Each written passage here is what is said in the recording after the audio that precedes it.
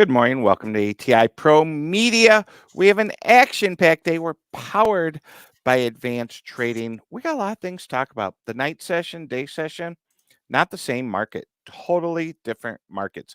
We had planning progress yesterday. Corn, beans, and wheat kind of opened unchanged, traded up briefly, and then sold off immediately. Stayed there all night. Then early this morning, around 5:30, wheat went from its lows to its highs of the night. Now the markets are really moving. We've also sold some grain to Mexico. Planning progress, weather, things going on outside markets. I'm going to take you real quick down to LaSalle Street. Look at these markets. All right, July corn down 1, soybeans down 9 in the front in July. Nove down 4. Wheat, hello, are you sitting down? Border trade wheat up 9 after touching limit up yesterday. Casey up 6. Big shout out to Brady Huck. He'll be on the show today. Hard red spring wheat up 2 cents as that crop is pretty much in the ground in wonderful conditions. We do not have an American wheat problem as much, say that someone who hasn't had rain in Kansas, but as much as the world problem. And we'll touch on that. And then Brian Bassing's going to really touch on that. All right. Cattle are up and hogs are down. Gold lower, silver lower after hitting records in gold. Silver really far from records. Interest rates moving a little bit. Crude oil down $1, was down $1.50. Stock market a little lower. Meal, oil, milk down. Brady Huck, bring him in the show. Get pretty, Brady. Here we go. Brady Huck in the show. There he is. Handsome alert, Brady Huck. All right. Big shout out to Connor B. He is on a special birthday mission with the twins. The boys are 4 and good stuff. All right, we Yeah. got a lot of things to talk about. Folks, if you're out there, if you want to comment, let's get those comments ready. We're going to talk a little bit about what Brady and Connor did on premium. But first, what do you think of the overall tone of the market? As you were putting on your headset, you said wheat's up. I thought it was down, and it literally went from down 3 to up 9 quickly. What's going on in the wheat market, B. Huck? Yeah, it seems like this wheat market is just resilient. Tommy just wants to go, and you can't get the bulls, beat the bulls down, which is good to see and great for the American farmer. But like you said, a lot of outside of the U.S. type problems, and I got to be careful how I say that though, Tommy. Locally, if I say that nobody cares about Southwest Kansas wheat problems right now, that might piss some of my customers off. So I got to tiptoe on that a little bit because out here we need some rain, we need some help. We're in a pocket, but it's a small pocket when you look at the bigger picture of things. And the big picture out there: Russia, Ukraine, Australia, Argentina, South America. That's what matters. It's a global market, and we get the privilege to go out and drive around and see different parts of the country. And sometimes, you can get some backyarditis while you're planting the field in your own backyard, what you're dealing with. And it's got just a lot of great things to get out and go look at other areas and realize how big everything is. But price action is wild. These markets are crazy and exciting. It's gives us a reason to get up every morning and do the show, right, Tommy? Yeah, absolutely. Speaking of the show, I got to go have lunch with Luke. You know, Luke, longtime listener, first time caller. I met Luke here locally in Valparaiso. He's come through town. Great young man, loves agriculture, just trying to find his place in the world. And good dude. Yeah, Yeah. he likes talking to you. And anyway, big thanks to Luke for meeting me. We had lunch, and I sent him home with a to-go bag and a couple cookies. And yeah, it was That's wonderful. awesome. Yeah, and he's just an overall just a good guy. All right, Yeah. a lot of serious stuff to talk about. Something's changed in wheat. We're going to touch on the slide. Then I think Brian Bastine, Nathan Mangold said, hey, this is starting to become a really big deal. It'd be really nice if Brian Bastine could break it down for ATI Pro Media clients. Give him a little teaser on that slide. Want to bring that in, Brady? Yes, On your sir. slide you had? Yeah. Yeah. What's, what's Mangold. this mean? Yeah, here's the teaser. Okay, so major exporter wheat stocks to use ratio. So this is excludes the U.S. Wheat balance sheet and just looks at the major exporters in the world for their wheat stocks to use ratio. And as you can see, there's 3 dots on the right. There's 2 red dots and then the last blue dot. But the last blue dot is the current stocks to use ratio, and the red dots are if we see a 5% drop in Russia production or a 10% drop in Russia production. So you can see how, clearly those are much lower stocks to use ratios than we've seen the past 20 some years. That's as far as back as this chart goes, Tommy. I'd be interested to see how far what that looks like as you go further back. But when wheat stocks gets tight, the world maybe starts to care a little bit and look at that. Yeah, interesting graphic though. I can't wait to hear Brian break it down. Brian is great with breaking these things down. Yeah, let's talk about ATI Pro Media Premium. Yesterday on Premium Edition, you and Connor broke down what was happening with the progress, and you had an interesting one to talk about. It was pretty obvious that we might have some selling pressure with those numbers. Pretty much summing it up, the American farmer is awesome, and they are very given the chance, they will make the coffee, drink the energy drinks, and get after it. And they did just that. Some incredible numbers in states, and that was yesterday's premium.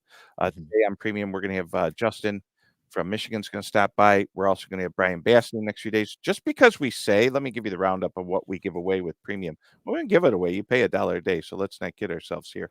But we're going to have a lot more than just the normal 6 videos this week because with Justin coming on, Brian, we got to get to our friend Jesse Allen. He's back from having a baby. Actually, I don't think Jesse had the baby. Mike did, but you never know. You never. Whatever, it's all good. And he's doing well as a new dad, and mom's healthy. Um, It's you weren't awesome. on yesterday, but our we got and Joe wasn't here. Joe's back clicking the buttons, but we Yeah. talked a little bit about the legacy that was the founder, Patrick Gotch from RFD TV. I'll be on Yes. RFD TV at 11:45 today, and then 1:20 with Scott the Cow Guy. And I actually got to meet Patrick um, just briefly, just for a few minutes, and got to thank him. But a lot of people work for him for years, never met the man, or he comes and goes. But what an effect he had on. They had a tribute for him yesterday, and they had Mark Oppold on or Sean Haney from Canada, and I didn't realize how many people he gave a chance. People who weren't necessarily the perfect person to go into Mhm. ag. A lot of ag radio people he converted to video, and I found that interesting. But in all honesty, he gave me a chance. They gave you a chance, Brady. You were on there, and I Yep. think they'll be seeing a little bit more of us here moving forward. Anyway, absolute legend in the industry. But the show goes on, right? Everything was on TV yesterday. Nothing changed, and the show goes on. So we enjoy that. All right, what do you get with premium? You get ATI Pro Media $1 a day, up to six videos or more a week.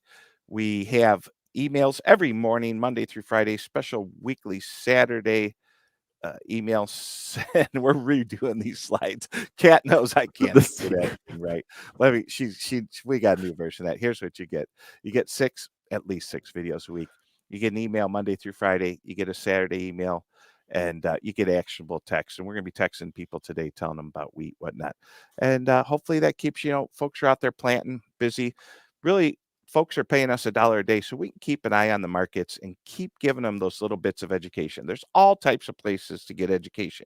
You can go to university, you can buy a book, you can go to the library, you can subscribe to other things like this, but find something that works for you. We hope ATI Pro Media adds value to you, your farm, or any business. We have clients, Brady, who aren't involved in ag who have paid to subscribe to this because they Mhm. just like the content.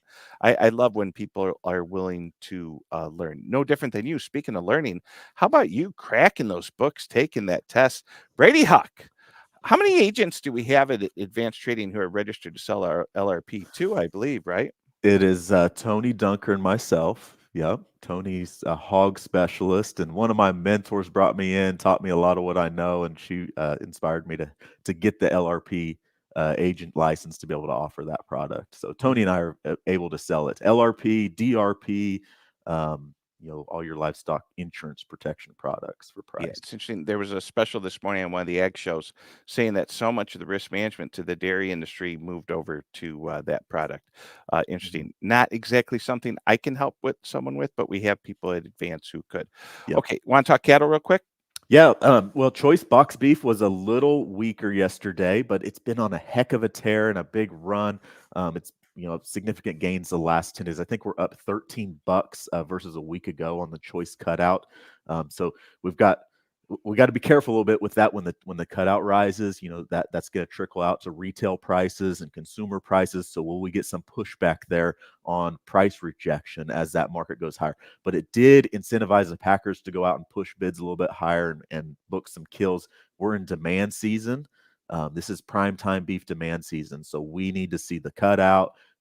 We need to see product moving, the cutout at high prices, and we need to see the Packer pushing bids. We got a cattle on feed report Friday, everyone. We'll get some estimates out tomorrow, but it'll be very interesting to see where the on feed number falls versus a year ago, how marketings line up, and what placements we've seen. It's grass cattle season as well, so everybody with pasture grass is going out chasing 4, 5, 6 weights, trying to buy these cattle, and we gotta have them run on the pastures. We can't have an empty pasture and just let that pasture sit idle. So it's grass cattle season. You get some euphoric price movements when you got that time of year. But let's look at the cattle in drought. I'm going to pull this slide in here real quick. Cattle areas in drought. 14% of the U.S. cattle inventory is in an area experiencing drought, which is significantly lower than it has been in the past season. You look at that cattle map there. I'm real interested to see what the heifer, if we'll start retaining heifers going forward. I believe we will, to continue rebuilding that cow herd, but we don't get that July inventory report. I wish we could get a snapshot of that here in July. We're gonna have to wait till January, guys, to see what changes are happen in the beef cow herd. But near term, maybe we got some of the log jam headwinds behind us. I'm still managing price risk on stuff that aggressively with guys that are placing cattle in the feed yard, guys that are buying grass cattle, cow calf guys, putting ourselves in a position where if this thing stays bullish, we get to benefit. But if something outside of the cattle spectrum comes in and wrecks this market, that we've got something underneath us so we're not a victim, Tommy, of this market.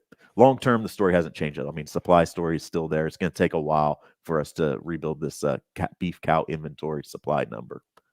Absolutely. Keep talking. We had exports today. Talk a little bit about that. That was nice to see those flash sales. Yeah. On the corn side of things, I'm going to throw up another little graphic there. Volatility's increased, 52-week high on volatility. CJ posted that. This is the corn CVol CME index. We'll throw that back out there. But we had a flash sale to Mexico. I'll stop clicking. I'll go back to solo me. Oh, nope. I'm done clicking. Let Joe click.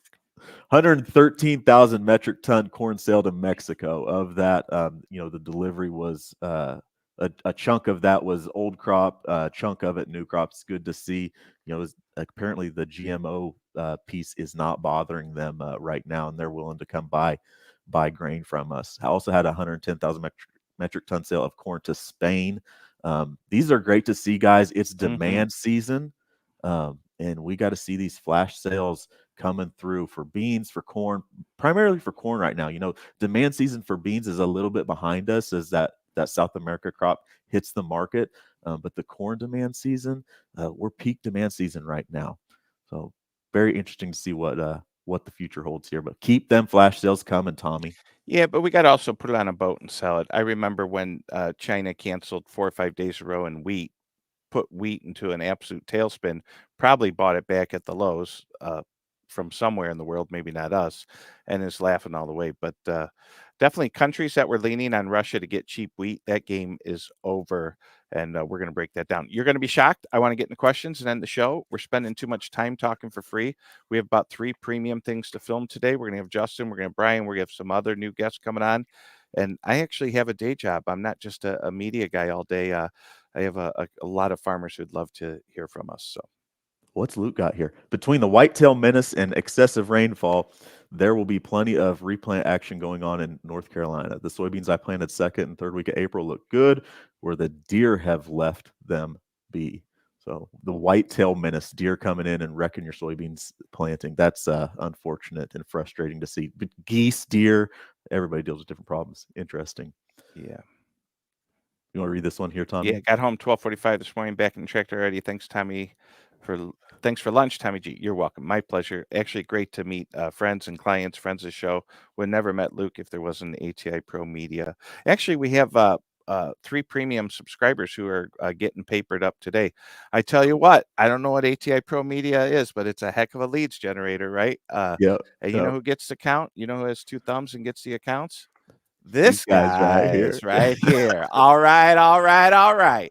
Tommy G, Valparaiso, Indiana. Brady Huck, Dodge City, Kansas. I got a lot of stuff to do. We got a lot of premium to do. Wish we could have time for a longer show, but sometimes free is too expensive. We'll see you tomorrow, buddy. See you, Tommy.